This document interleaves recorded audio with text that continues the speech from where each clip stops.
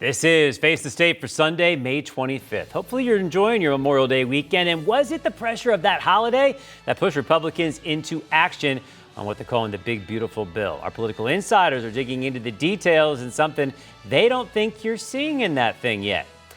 And they're off. That's what they say at the horse races, but that's also what the Breeders' Association is saying about the money. It is off right now, and they want to get it back to where it should be. We're talking about those efforts. And after winning 9 elections in a row, why won't a Republican leader from your county stay for one more term? You will find out if you stay around for Face the State right now. CBS 21 News presents Face the State with Joel D. Smith, a look at the issues and politics that shape Pennsylvania. Well, we got to talk to him while he still has this cool title in front of his name. One of the most vocal members of the House Republican Caucus. But it won't be for that much longer. York County Representative Seth Grove. Hello, my friend. Hey, thanks for having me.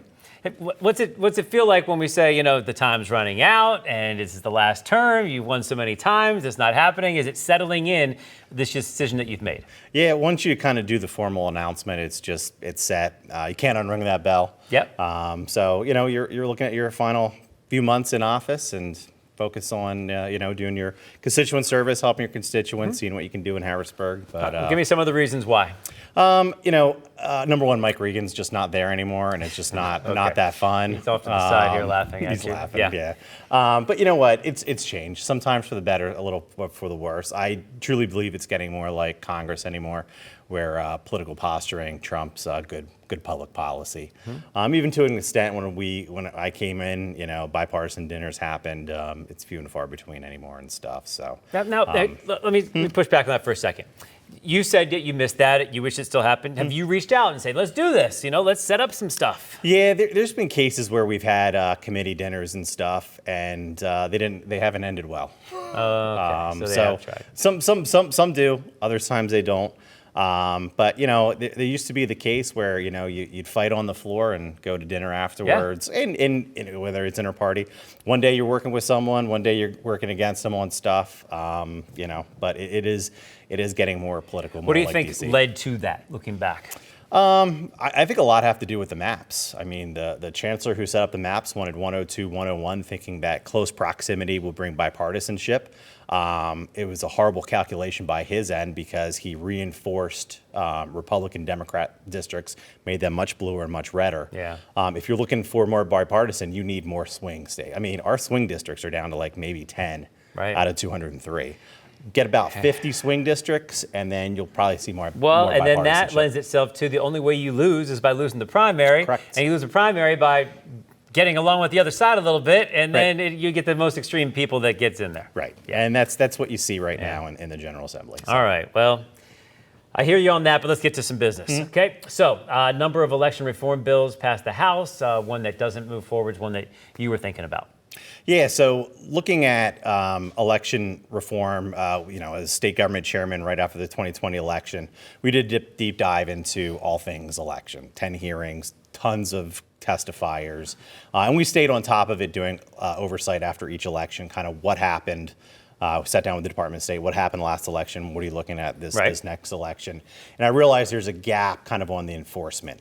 What happened during election? How do we funnel that up so we know if it's an isolated incident where the department needs to go in and do training with counties? Is it a statewide issue that we have to get involved in and change policy? Because believe it or not everything is a solution at the state level. Sometimes it's just simply having internal policy at a local government change. So what's an election integrity officer? So it is basically an individual designated by a local DA that goes in and works with the county election office, stays up to date on everything they're doing to make sure if anything pops up, they know the election law, they know if it's bad election administration or actually a criminal act. Okay. And then the idea is to get all up to the state attorney general's office and basically appointed prosecutor at the attorney general's office that basically takes all this election information and pulls it together and says, here's the issues we saw during this election. Here are the bad election stuff that are not criminal in action, and General Assembly and counties, you need to deal with this. And then here's some criminal aspects that we need to go after. Great example. We just saw the federal indictment on the Melbourne case where individuals did voter registration and mail-in ballot fraud. Those individuals are still elected into office, probably should have been impeached. I see. But in cases like that, the local DA punted on it, and most of the actual election fraud issues we see out of the Attorney General's office at the U.S. level, not at the state level or county level. All right, let's switch over to this. The Penn State Board of Trustees telling us that the vote is to close 7 satellite campuses. That's going to include York, and this is something that has been talked about for years, but now they're actually going to do it. Have you looked at some of the reasons for this? You gave so much money to them year after year, and yet it's still just not going to work. Yeah. Listen, we have people having less kids. I did my part. I got 3. Okay. So I did my part. They're not of obviously college age yet, but we have less kids going to higher education, so it's at a premium. So you don't think it was mismanagement? It's just a sign of the times. It could be that, and as York has been growing, we're a growing county. Every 10 years we pick up a new House seat because we're growing, population shift. Penn State York has lost 40% of their enrollment over the past 20 years. We've asked higher ed to hold the line. And Penn State is doing that. They're cutting these campuses and cutting their expenses. And 2, it should strengthen. We talk about PASHE, we talk about our community colleges. It should strengthen those systems because as those entities are hemorrhaging people and they're looking at potential closures of their financially failing colleges and universities, they should be picking up kids. They should be actively engaged and saying, why don't you come to our PASHE schools and stuff. Now, York's unique. We're not some rural, we have a great economy. I'm 100% certain that that closure will mean we will reuse those buildings. I was going to say, what happens to those places? I think we'll be good. And for the most part, those students have tons of educational options. You got York College right there. You got Hack. And you got a 2-year transition to figure it out. Correct. So I think we're in a great spot. I'm perfectly comfortable with Penn State closing it. With them doing this, what happens to their budget then in terms of how much was committed to the schools and the Penn State system? So the money we give isn't designated for a branch campus or anything like that. It's for all the students across the entire body. As they've been losing population in these areas, they've been focusing on getting people up to main campus. So we'll see if they can keep doing that. We'll see if they get the 2/3 vote. All right, last thing, we've got about a minute left. What's next for you? I mean, you got another year, but what's next after that? I'm going to go be president and CEO of the Pennsylvania Aggregate and Concrete Association. So think about mining and concrete for transportation. So, interesting. Excited. Okay, and you look very comfortable with your decision. I am. After a couple years in office, almost closing in on 2 decades, and plus I was staff back in 1999. So it's been over 20 years in public service. It might take you a while not to drive over there. Right. It'll be a nice change. All my kids were born after I became a state rep, so I'm anxious to see how they no longer are the child of state representatives. Well, they won't have to call you Your Honor anymore or anything. Right. I won't have to make them do that anymore. If you don't say it, you're grounded. Right. So. Hey, good to see you. Thank you. Congrats on your decision. Pleasure. We'll miss you, but we got a little time to talk until then. Sounds good. All right. Seth Grover, everybody. So coming up next, the Kentucky Derby, the Preakness just happened. They've been great races, right? Well, what about the biggest one around here? The Penn Mile is coming up this week. Horse racing back in the headlines, but the PA breeders say something needs to change, and it's guys like Seth Grove that might need to change it. What they're calling on lawmakers to do to keep things running the right way.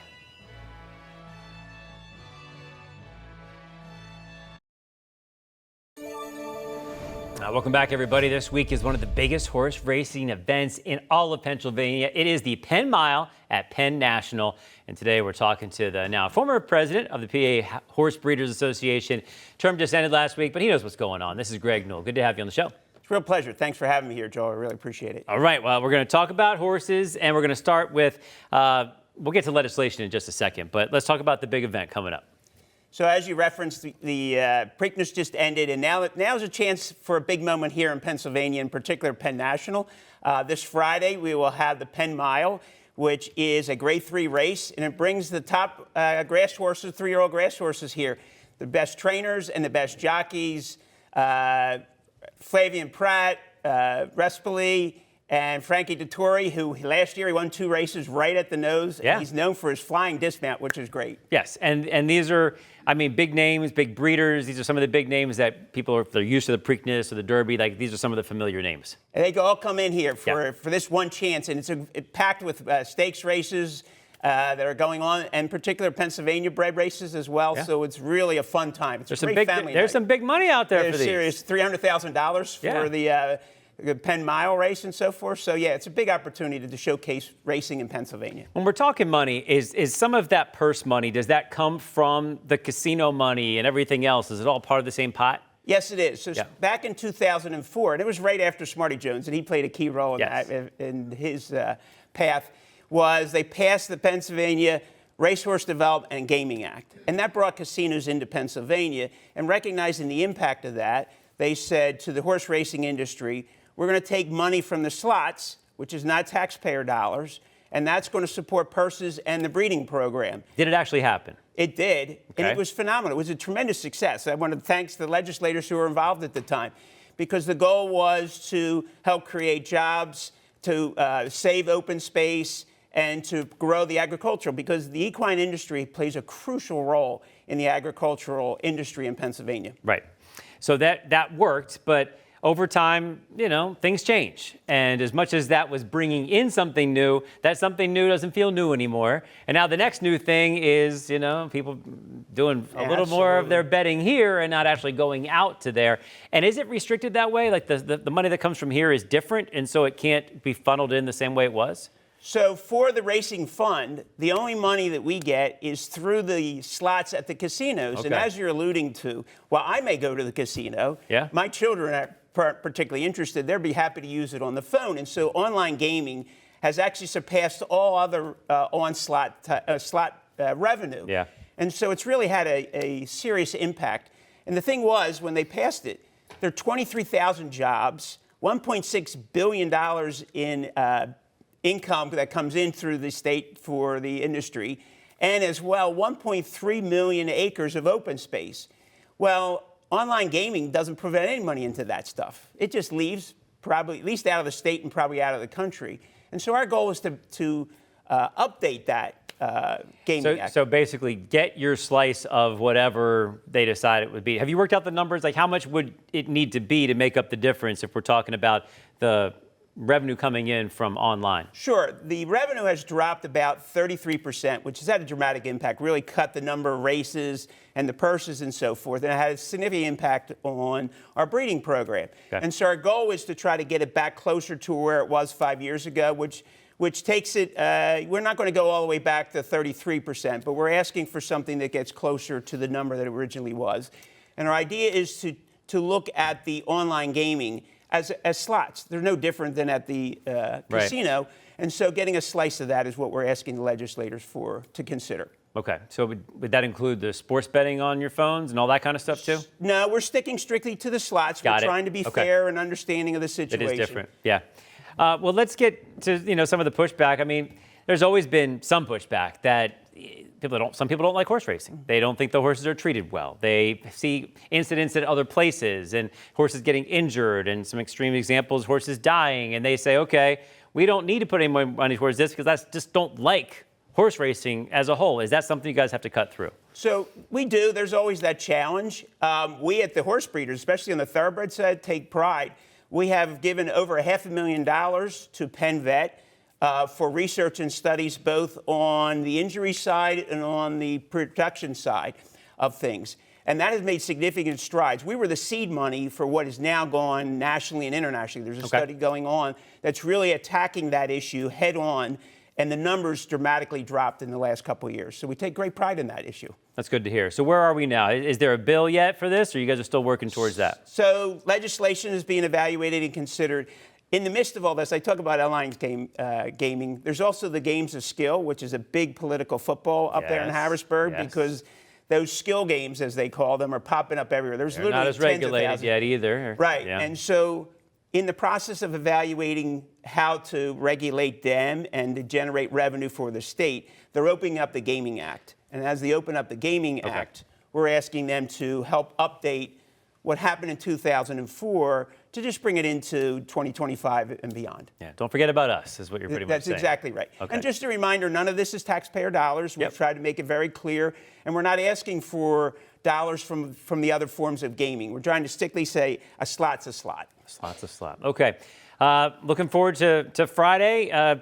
Tell us what your favorite thing is about racing, and you only have 30 seconds. Can you do that? Yes, I can. Okay. I love standing in the rail in the morning, watching the horses train, and hear the jockey banner. And so they should do a reality TV That would show be good. because it's so funny. Yeah. Between riders getting dropped and they're barking back and forth at each other. Oh, it's just, and hear the sound of the horses because you could have 40 or 50 horses at a track going by. It's phenomenal. And when you're on the rail, when they're coming down the end, you just hear the sound of the hooves just like pounding in there, and the excitement of people screaming and yelling because they're about to win or lose money. That's entertaining too. You can just kind of watch people sometimes and have a good time at these things. Well, I've been told I've actually run over somebody at Penn National because I cheered my horse home and I was running down the And you were stretch. running right down like you were. So I'm that guy. And you probably whipped a couple friends too, Exactly. keeping them moving. They hear me candidly on the broadcast. You can hear me. Oh my gosh. The poor announcer has to talk over me. All right. Well, hey, we'll see what happens with this, but thanks for bringing it to our attention. Thank you very much. All right. I really And appreciate it. Penn Miles this Friday, everybody. Don't forget. All right. Coming up, President Donald Trump continues his attack on Harvard University. It's going to the courts again, but that is something key that's maybe in the big, beautiful bill. We have a lot to break down with our insiders. Stick around.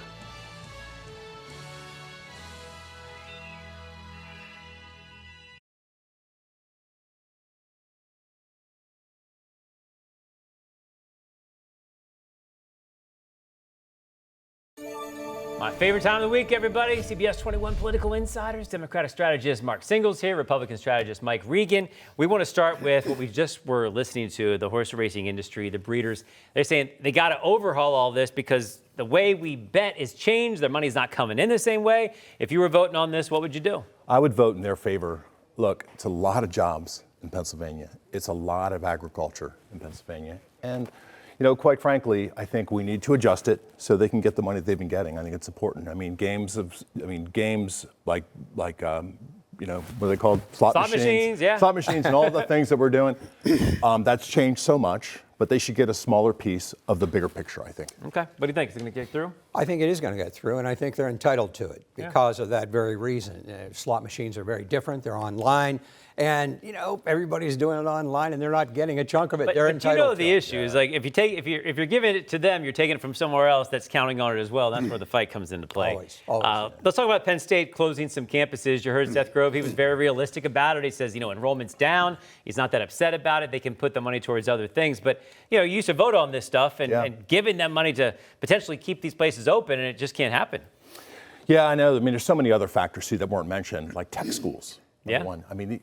We had kids who were graduating from a four-year university and not being able to find a job, and then they were going to tech schools to be able to pay their student loans. So tech schools were a big part of it. People are going there, and the market has just changed, as Seth mentioned. And I know you've been involved in higher education as well. I have, and I give a lot of credit to the trustees because sometimes you have to make very tough decisions.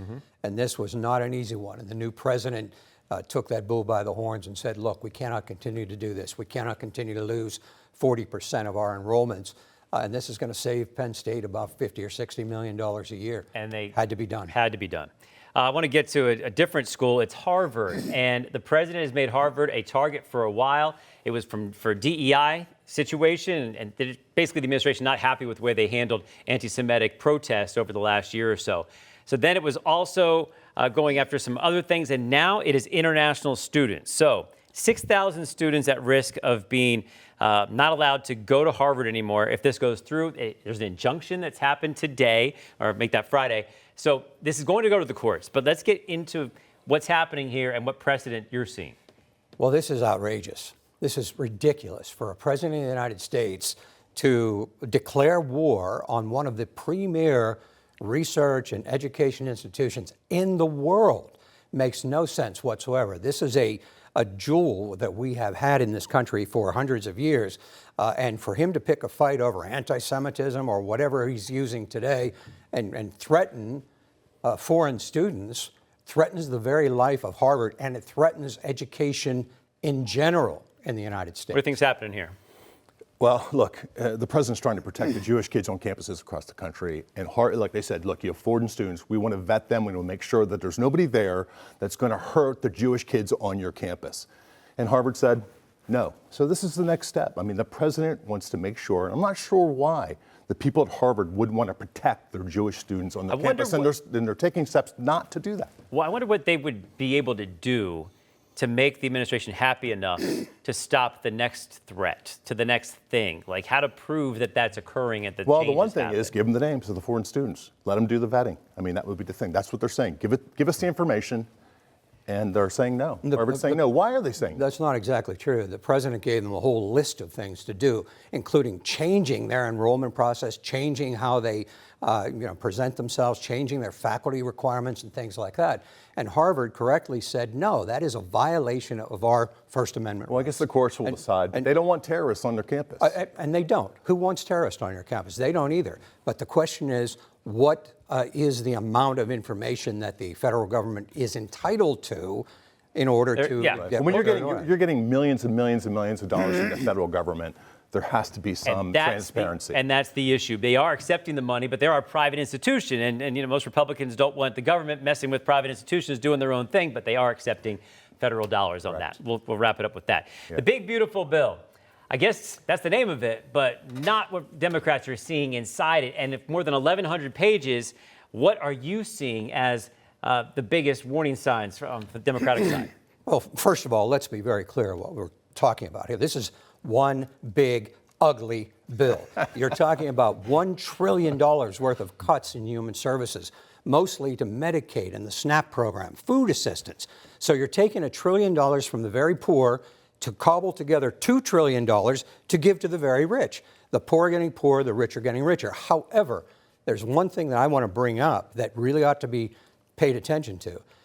In this bill, there's one sentence that says that courts cannot expend any money to issue any kind of contempt of court order.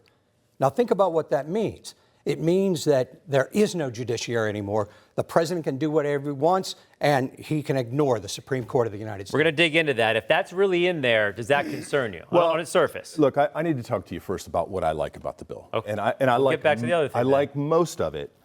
Especially, I love the fact that they're taking away the tax on police overtime. I think that is absolutely fantastic. I love the Golden Dome. Let's protect Americans. But look, I think that my problem with the bill is it spends a little bit too much money.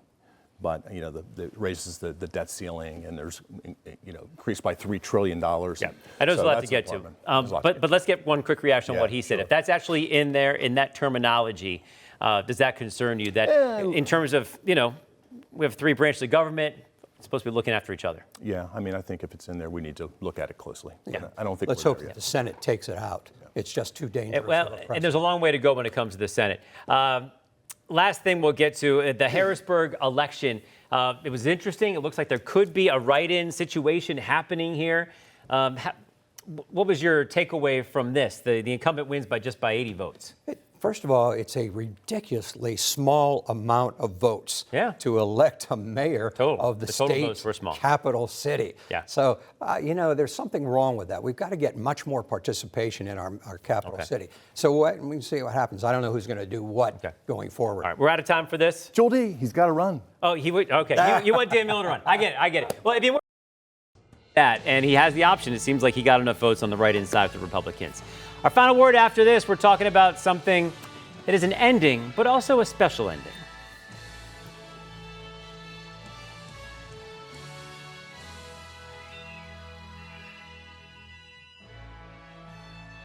I want to say hello to all the graduates out there. I was at University of Maryland's commencement doing a little announcing. Right before, Kermit the Frog was the guest speaker. And then I found my old picture from graduation from back in the day at Maryland. To all the grads out there, go and change the world.